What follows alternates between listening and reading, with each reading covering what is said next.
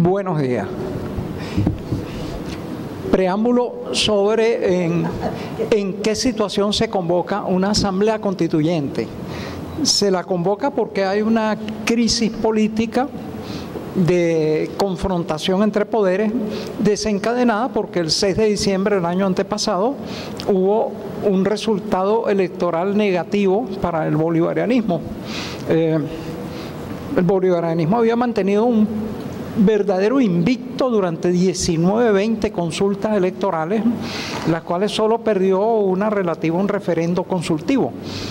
Ya aquí hay una debilidad de la Constitución. ¿Cómo es posible que meramente una baja de votación en uno de los poderes del Estado pueda desencadenar una crisis de esta magnitud?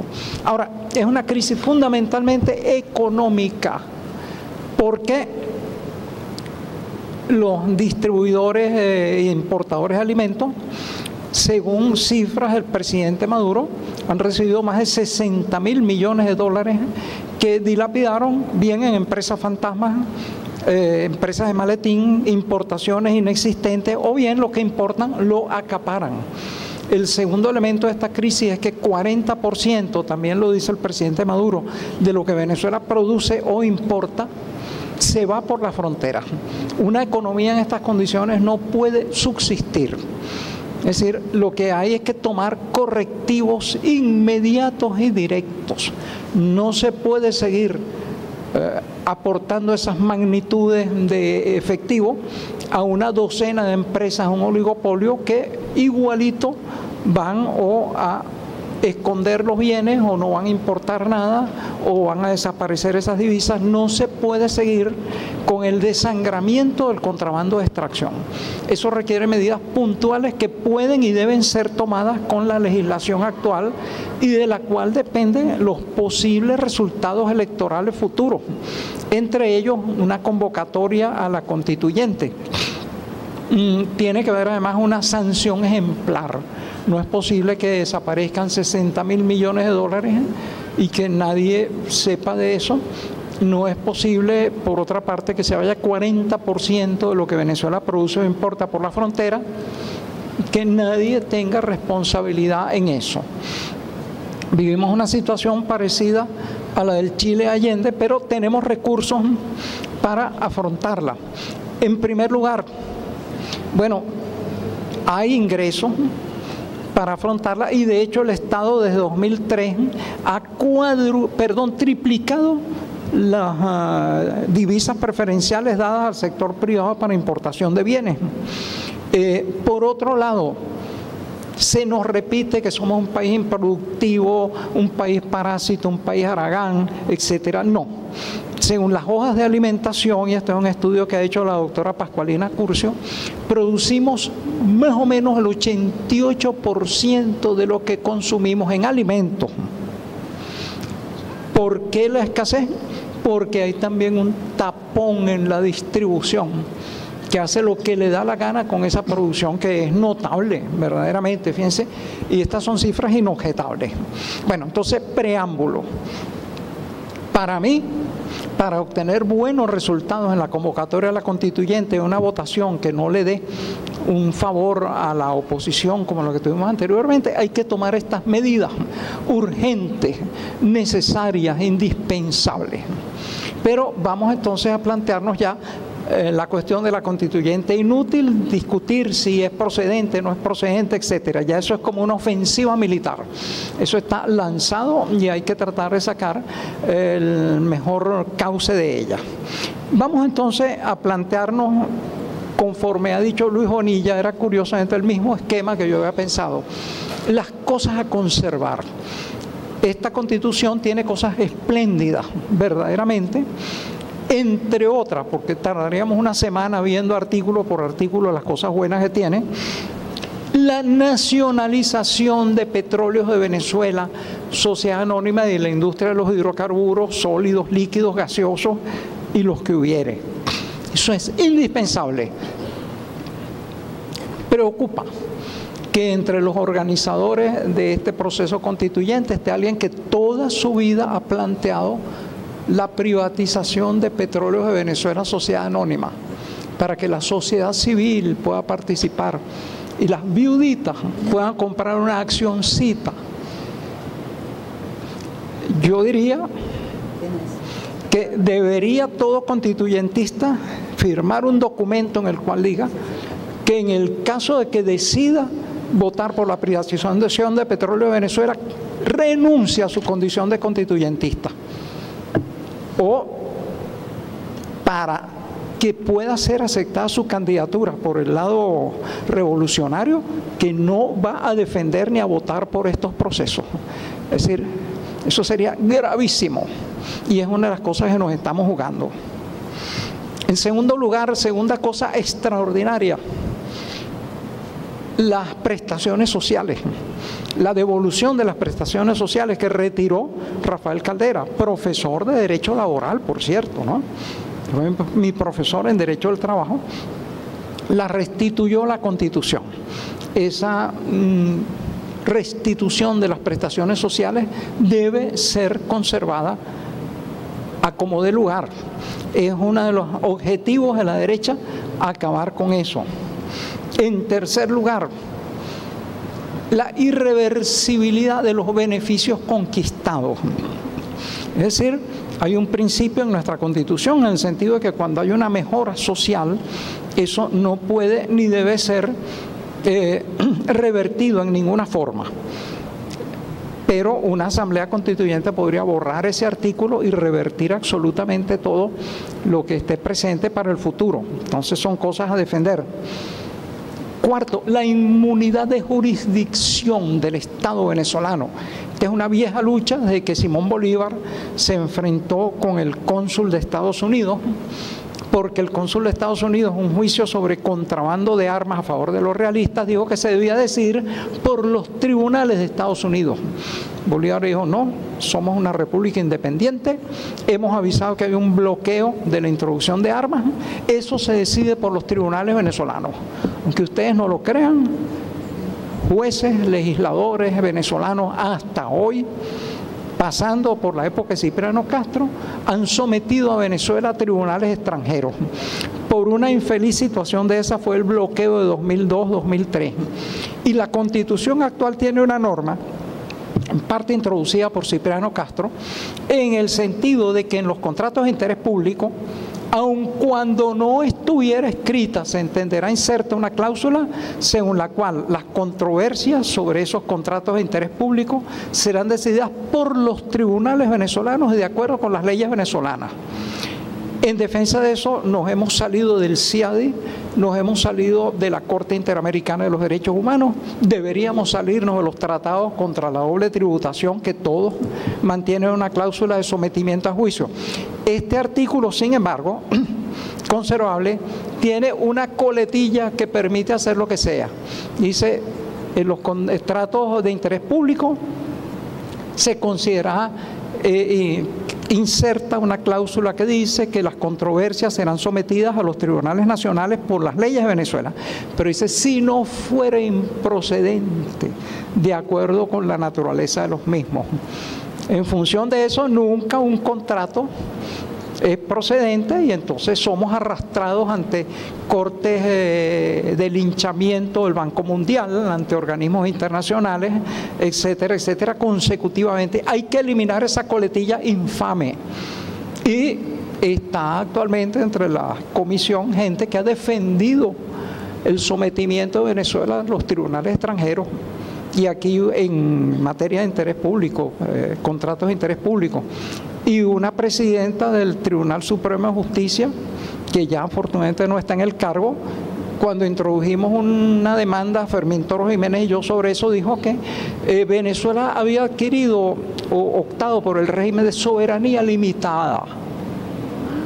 ¡Qué monstruosidad! 200 años de historia republicana borrados en una línea de un fallo. Entonces, bueno, esas conquistas hay que conservarlas. Hay muchísimas otras, pero me detengo en estas porque tardaríamos semanas. Ahora, cosas, bueno, a ser corregidas.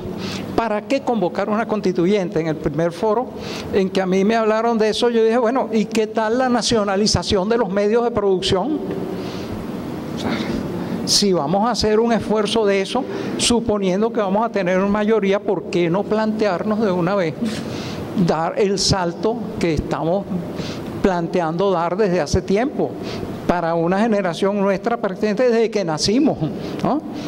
Para la actual desde que el bolivarianismo llegó al poder? Habría que poner eso. Ahora, otras cosas en ese sentido, bueno, que ya vendrían dentro del ramo de las cosas criticables o eliminar. El neoliberalismo. Nuestra Constitución tiene un artículo en el cual dice: el capital extranjero tendrá las mismas condiciones que el capital nacional. ¿Ustedes entienden lo que eso significa? Eso es el ALCA, en 13 palabras. El ALCA, 5 años antes de que el ALCA fuera derrotado. Es decir, esto implica que no se puede proteger a la industria nacional sin concederle iguales ventajas al capital extranjero. Por Dios, eso convierte a nuestra Constitución en una Constitución neoliberal. Esa coletilla que fue redactada después de un artículo que, por cierto, propuse yo, que decía que no se concederá al capital extranjero mayores ventajas que al capital nacional, porque estaba cansado de ver que en todos los contratos se le daban a las transnacionales prebendas, ventajas, beneficios obscenos que nunca se le van a las empresas nacionales. Pues le añadieron eso.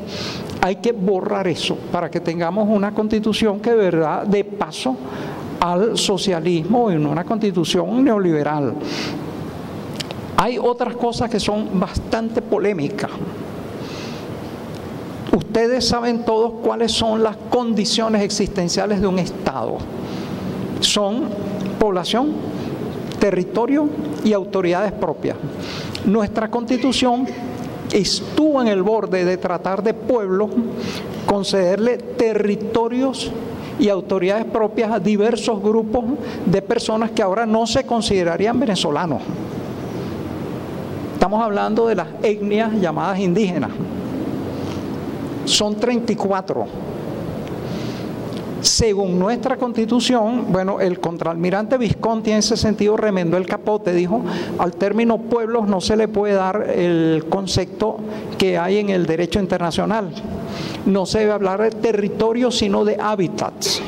Y en cuanto a sus autoridades, bueno, es otra cosa. Pero lo cierto es que en los términos en que está redactada la Constitución y en los que se pudiera redactar, tenemos las bases para la constitución de 34 estados nacionales, soberanos y autónomos a través de una secesión de Venezuela nunca vista. Están puestas las bases jurídicas allí.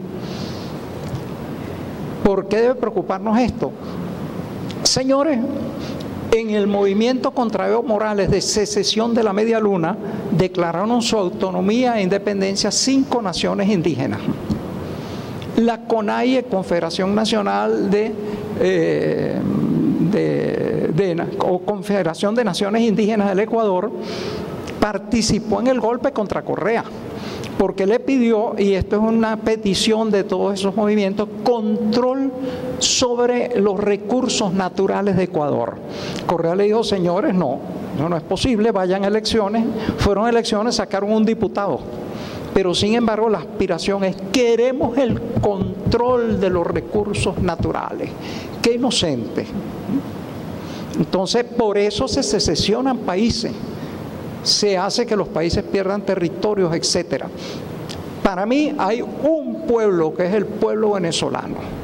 Las leyes rigen uniformemente en el pueblo venezolano todo lo que tienda a posibilitar una secesión. Y durante una de las crisis anteriores hubo llamamientos a la secesión de Venezuela, y hay planes en el Departamento de Estado, el Plan Balboa, para la secesión de Venezuela. Esto tiene que ser reexaminado. Sin embargo, noto que entre los organizadores de esta comisión hay personas que llevan adelante esta idea. Hay partes del pueblo venezolano que no son el pueblo venezolano, son distintos, tienen una nacionalidad diferente, tienen un territorio propio y exclusivo de ellos, con control de los recursos naturales y del subsuelo, y autoridades propias. Es decir, cada uno de ellos es un Estado, nación, soberano. Vean con lo que nos enfrentamos. Otro punto sumamente polémico. ¿Sabían ustedes que todo el ejército venezolano, excepto el ministro de la Defensa, puede tener otra nacionalidad distinta a la venezolana? ¿Sabían ustedes que todo el Ministerio de Relaciones Interiores puede tener, excepto el ministro y creo que el viceministro, otra nacionalidad distinta de la venezolana? ¿Sabían ustedes que todo el Ministerio de Relaciones Exteriores puede tener su personal una nacionalidad distinta de la venezolana, otra nacionalidad, salvo la canciller o canciller? ¿Sabían que la Asamblea Nacional puede estar integrada por personas con otra nacionalidad totalmente, salvo el presidente y vicepresidente? ¿Sabían ustedes que lo mismo sucede? Todos nuestros jueces podrían tener otra nacionalidad aparte de la venezolana, salvo presidente y vicepresidente del Tribunal Supremo, y así sucesivamente. Quizás no lo sabían, no se han leído este libro. Eso significa que nuestros poderes públicos pueden estar en manos de personas que tengan una ligazón de lealtad hacia otra soberanía distinta de la de Venezuela. Léanse la Constitución, eso es inquietante. Bolivia perdió la tercera parte de su territorio porque tuvo un régimen parecido a este de doble nacionalidad. Su cancillería se llenó de funcionarios brasileños y los funcionarios brasileños le cedieron la tercera parte del territorio boliviano a Brasil. Fíjense, es una situación inquietante, sobre todo si tenemos en cuenta la gran cantidad de personas de otra nacionalidad que hay actualmente en Venezuela. Yo creo que 1 de cada 5 o 6 habitantes del territorio tiene otra nacionalidad o es de un origen próximo. Esa es una situación irreversible, ojo, no entra ni en nuestra legislación ni en nuestra cultura hacer deportaciones, excluir a estas personas. Pero deberían, cuando van a participar en la cosa pública, tener un régimen de lealtad exclusiva. Yo no concibo que haya matrimonio en lo cual uno tenga una doble conyugalidad. Uno tiene 2, 3, 4 esposas, es fiel a todas ellas. Si se pelean, que se peleen ellas, pero uno es fiel a todas, ¿no? Yo no he visto ningún partido de béisbol en donde uno de los integrantes esté con doble camiseta, tampoco un partido de fútbol, que un tipo lleve por delante el Real Madrid y por detrás el Barça y juegue para los dos equipos. Esta es una situación bien extraña que la adoptan algunos países que tienen una inmensa emigración para mantener vínculos con sus emigrados. Venezuela sigue siendo un país de inmigración. Nuestra finalidad es integrar y asimilar a quienes vienen, que son siempre bienvenidos.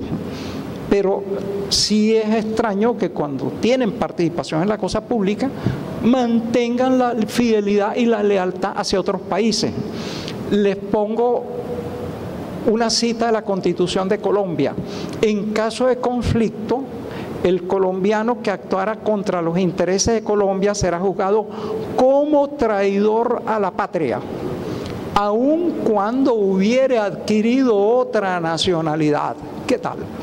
Nuestra Constitución no tiene ninguna reserva de esa índole. No tiene una franja mayor de cargos de responsabilidad reservados a los nacionales. Entonces esta es una cosa que debe ser examinada en función de la supervivencia misma de nuestra república.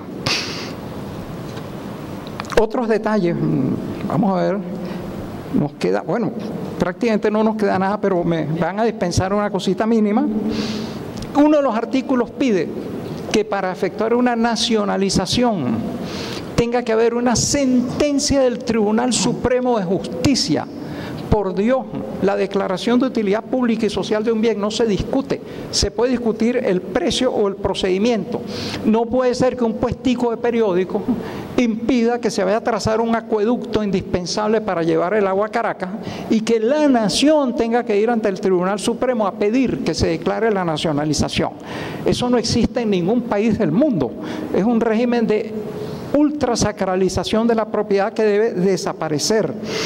Por otra parte, bueno, fíjense que en Venezuela hay un caso de extrema federalización, al punto de que ya vemos, Caracas tiene 22 alcaldías, cada alcaldía tiene régimen tributario distinto, ordenanza de policía diferente, tiene hacienda pública distinta o diferente, y el resultado es esto.